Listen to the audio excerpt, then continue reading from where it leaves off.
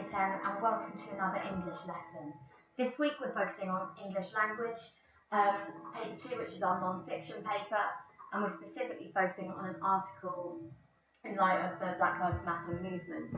Now obviously you've been hearing a lot about this on the news, the school's been sending around a load of stuff as well, and you may have even participated in Blackout Tuesday on your social media as well. So the plan of action is to explore the context of this. So why has the movement become so big recently? We're going to read an article and then we'll analyse it, and finally I'd like your thoughts too. So if you'd like to pause it, feel free. These are all pictures from the recent protests. So if you'd like to pause it and have a look, do so now and then carry on the tape. Okay, so in case you're unaware, what is the Black Lives Matter movement? And basically, the hashtag became popular back in 2013 after the murder of Trayvon Martin, who is an African-American teenager walking to a family friend's house, and he was shot by resident George Zimmerman. And George Zimmerman got off without going to prison. He got off without going to jail, based on a mad law in Florida called the Stand Your Ground law, or something equally ridiculous. And that basically says you can defend yourself against anyone who you perceive to be a threat. So, Florida. Anyway, that's when it first became established, and the movement became officially established, all of that stuff. So, as the years progressed, the movement gathered in pace, and it kind of, interest spiked every time a black person was killed as a result of an altercation with the police. And it is disproportionately black people in America.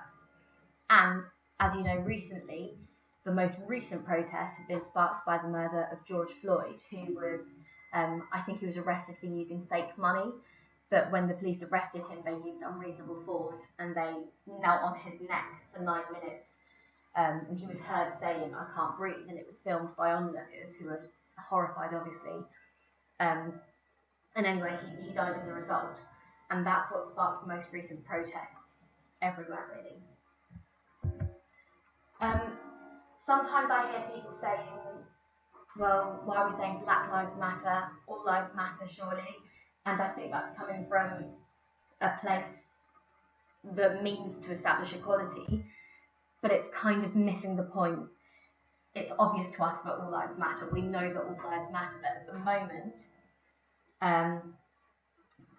the lives of people of colour are disproportionately affected negatively by racism, not just in the US, but everywhere, in the UK and here as well. So it's kind of, by saying all lives matter, it assumes that there's a level playing field, when really we know that actually white people do have privilege in our society, and we need to be aware of that and recognise it. Another analogy would be, if you went to hospital because you've broken your leg, you wouldn't say to the doctor, "But all of my bones matter." They'd say, "Well, yeah, of course they do, but it's your leg that's broken, so we're going to focus on that one for now." It seems ridiculous, but I think that's kind of the point when people say all lives matter. It's obvious, we know, but at the moment we're focusing on Black Lives Matter because at the moment there's a feeling that they don't, and we need to fix that. Okay. Some of the language I'm using, just what might be worth mentioning, because I think people are sometimes nervous about talking about race in case they offend people. So saying the word black is totally fine. And when you hear me say people of colour, I'm referring to people that aren't white. Okay, so black is fine, and people of colour represents everyone that isn't white. Equally, if you're looking at political activism and stuff like that, you'll often see activists just saying the word black, but they're referring to everyone that isn't white, basically. It's I don't know why, but they just do it that way. So that's language. That's why we don't say all lives matter. Next question, why do we care in the UK? We're so much better in America. We don't have all this. And the truth is we kind of do. Maybe not to the same extent, but that doesn't mean that we should ignore the racism that does exist in our society. So it's not just about police brutality. It's bigger than that. It's the point where racism is systemic. It's institutionalised, which means that it's present everywhere in our society. And what I mean by that isn't that people are overtly racist all the time and they're nasty. I don't mean that at all. It's more that our systems negatively affect the life chances of people of colour. So if you look at education, if you look at employment, the criminal justice system, it's present everywhere. And that's why people are kind of getting on board, because they realise something needs to be done, something needs to change. So I've got some examples, just so you can see how racism affects people in the UK, statistically, rather than little anecdotes. So here is a graph, not a maths teacher, of offenders in prison. And as you can see, you've got the ages here, and then this is the percentage of people in prison. So white is the royal blue, black is the lighter blue, then you've got Asian, mixed, and then Chinese or other. So you look at this, so you can see the overwhelming majority of people aged 50 and over in prison are white. You think, yeah, that makes sense, fine. But then you look here, and you see 74%, 59, 49. And you think, well, yeah, but that's kind of 50-50, so why is there a problem? Why are people kicking off? But you need to consider the demographics of our entire population. Nearly 82% of our population in the UK is white. Why isn't that reflected here? Only 3.3% of the British population is black. And you look at these figures, and you can see that black people are disproportionately in prison. And that's what I mean about institutional racism. That's not people saying you need to go to prison because you're black. It's about all the other factors that lead people to get to that point. So who's in charge? So you've got Ministry of Justice, Crown Prosecution Service, police officers, etc. And again, you see here, the majority of people in those roles are white.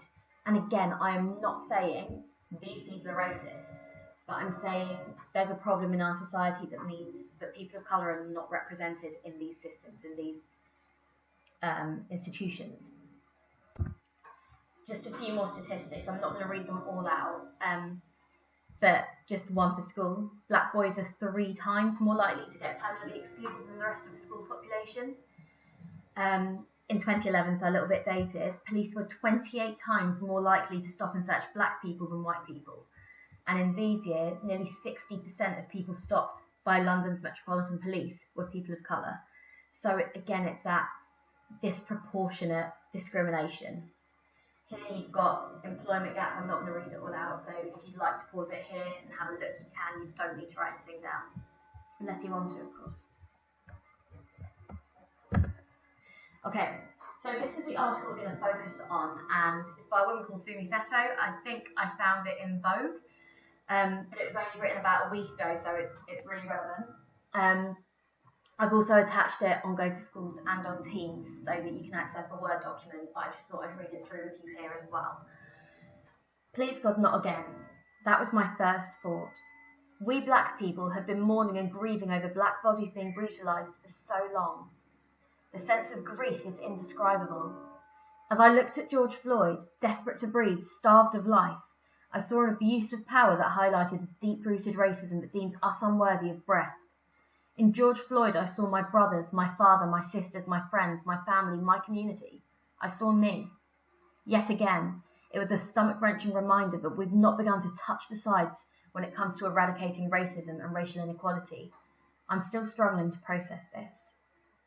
Those who take comfort in thinking that racism in the UK isn't as bad as wherever are usually those who have no idea of what it is to suffer racism and don't understand that the fact that racism exists at all is problematic enough. There's so much racism in the UK that is ignored, overlooked or justified.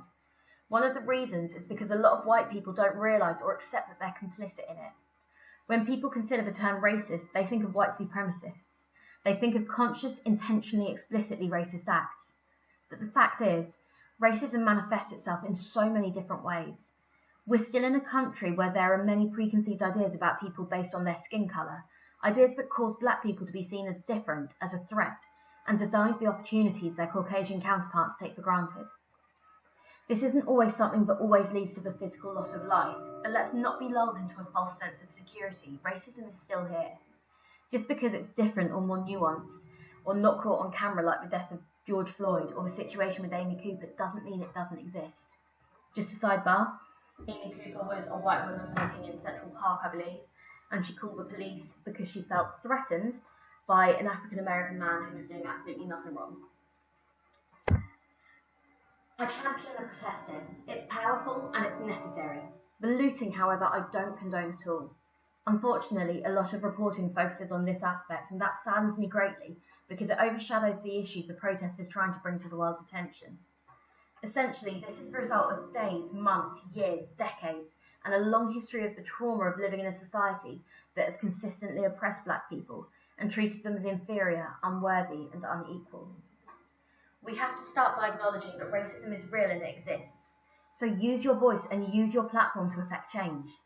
Black people should not be afraid to talk about it, and white people in positions of power should not penalise or diminish black people for not staying silent on this. Posting Blackout Tuesday is a great show of solidarity, but what next? It cannot end there.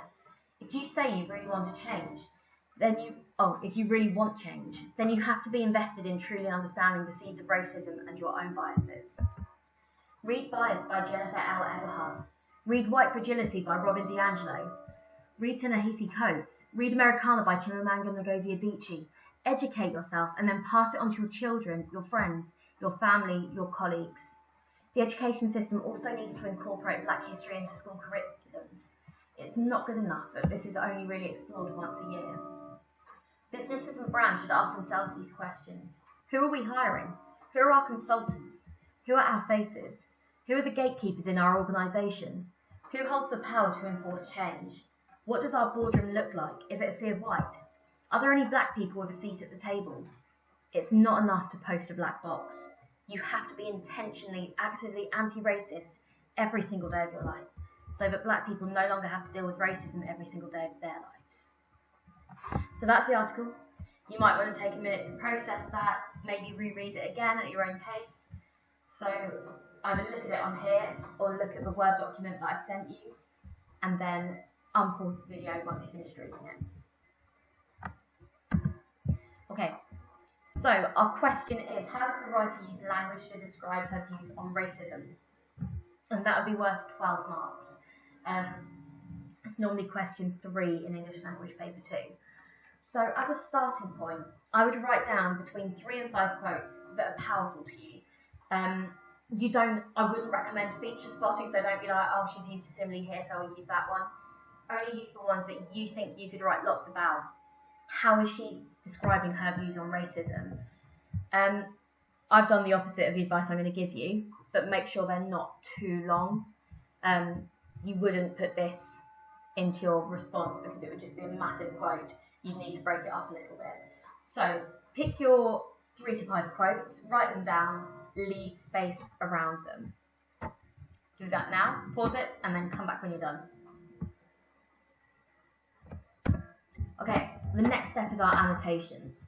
So think about the effect the language has on you and what the writer's intentions are. What does she want us as readers to feel? So I've put my epic quote in here. So essentially, this is a result of days, months, years, decades, and a long history of the trauma of living in a society that has consistently oppressed black people and treated them as inferior, unworthy, and unequal. But rather than looking at that whole quote, I've picked it apart. So here I've talked about the listing, and it emphasises the length of time racism has affected people. Here I've talked about the emotive language of trauma, which implies that there's a sense of inescapable horror. The effects are long-lasting. Experiencing racism is painful. You've got the tricolon down here, inferior, unworthy, and unequal, which shows feelings of worthlessness as a result of treatment. It juxtaposes the Caucasian population's experiences as a result of whiteness. In case you're not sure, Caucasian just means white. Here I've highlighted the adverb essentially because it seems kind of ironic to me that she's attempting to summarise this lifetime, longer than a lifetime of racism and its impacted people of colour in a sentence. And it just seems like such a mammoth task. I wouldn't say it's sarcastic, but it's certainly humbling, I suppose.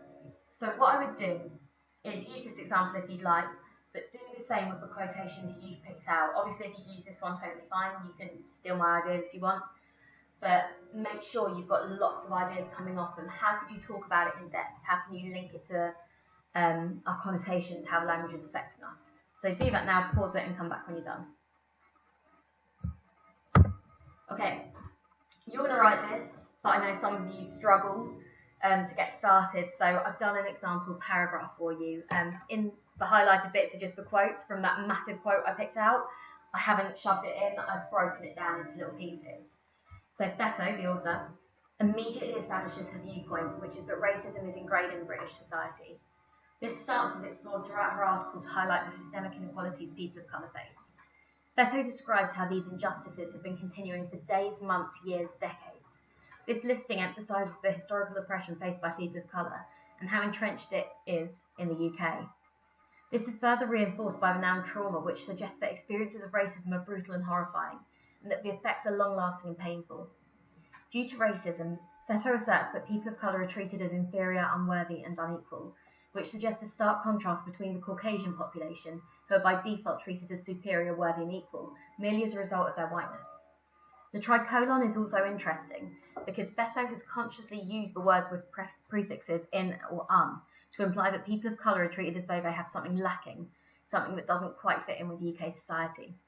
This gives us as readers the impression that racism is the suggestion of a deficit, a feeling that must be incredibly isolating and damaging to one's identity. So that's just an example.